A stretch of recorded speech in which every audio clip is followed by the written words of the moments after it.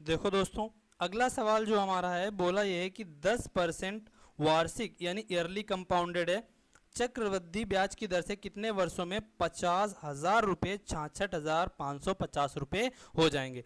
तो करना आपको कुछ नहीं है, आपसे यहाँ पर पूछा है कितने टाइम के लिए दिया है।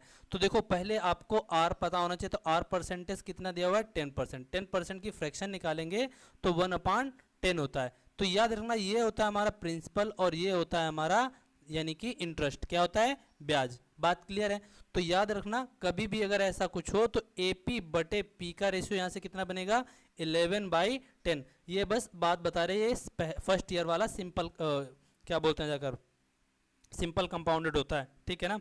तो देखो बोला क्या है, एक्चुअल में ऐसा कभी भी ऐसा कुछ आए और आपसे टाइम पूछे तो फ्रैक्शन में जो रेशियो बनाया ना तो इसको वैसे ही कन्वर्ट कर लेना जो भी आपका दिया हो। जैसे कि दिया क्या था 50,000 रेशियो, उसके बाद दिया 66,550। सिंप्लीफाई जरा करो इसे, 5 एकम 5 ये बनेगा लगभग 5 एकम 5 5 तियां 15 5 तियां 15 5 एकम 5 यानी कि 1000 रेशियो 1331। बात क्लियर है?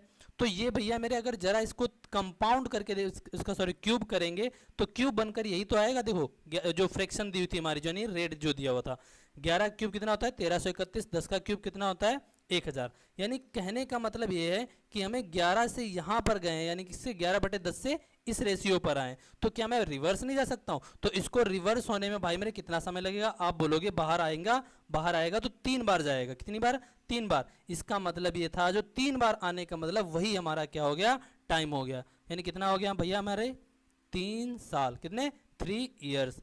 बात क्लियर है?